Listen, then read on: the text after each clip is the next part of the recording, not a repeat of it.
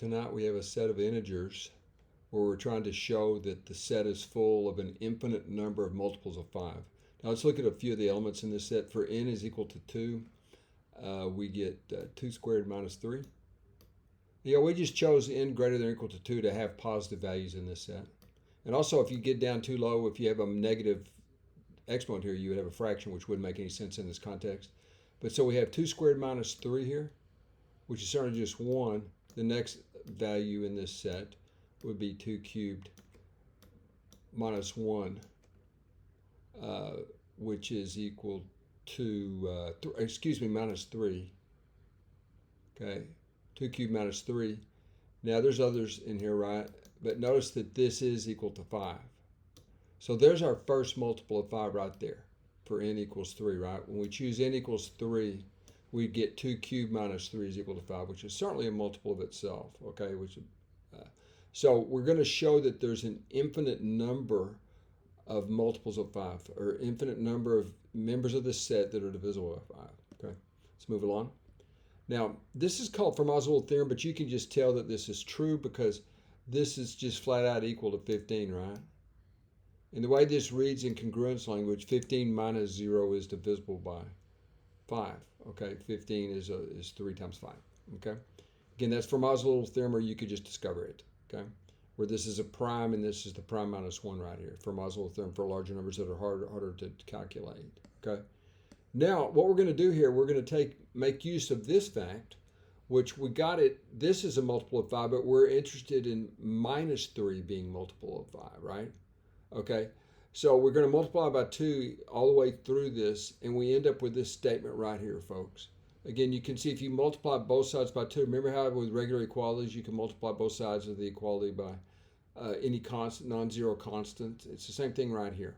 Okay, so if you multiply this by 2, you get 2 to the 5th, and so on all the way across. Now what happens here is minus 8 is actually the same as minus 3 modulo 5. So we can rewrite this as 2 to the 7th minus 3, congruent to 0 mod 5. Congruent to 0 modulo 5. Okay, now notice this is kind of nice here that we got to this point because we already noticed that 2 cubed, let me just write it down, okay?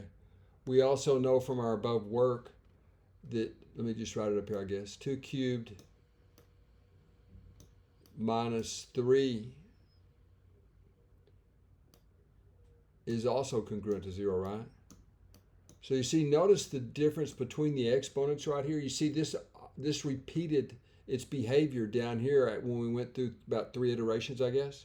So we have 3 here and we have 7. So one would anticipate 2 to the 11th. And you guys can verify that if you want, but you can tell it has to happen because we had this as just a easy to calculate fact.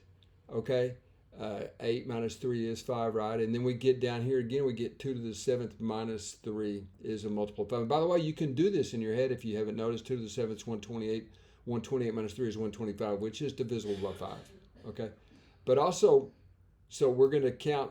Notice the distance with the exponents right here from 3 to 7 is 4. So I'm going to add 4 right here.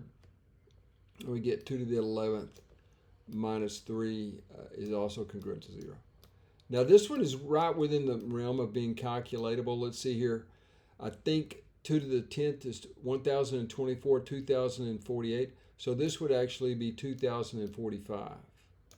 And so that's an easy check, right? If it was something else, it's not so easy to check, but that's certainly congruent to 0, right? And so what we've learned right here is that n has to be congruent to 3. In modular arithmetic language, n has to be congruent to 3 mod 4. Okay. Now, it would be any positive n in this context. There's negative n that are congruent to 3 mod 4, but negative n would not make sense because you would be dealing with fractions up here. Remember, a negative exponent induces a fraction. Okay, so this is, I guess this is the answer. In a way, it's all for a positive n, n positive.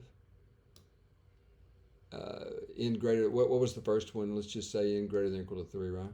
Okay, so n greater than or equal to 3. So any n greater than or equal to 3 that satisfies this condition, which there's an infinite number, all right, so we can write QED. And y'all, this is related to the notion of order of an element modulo anything.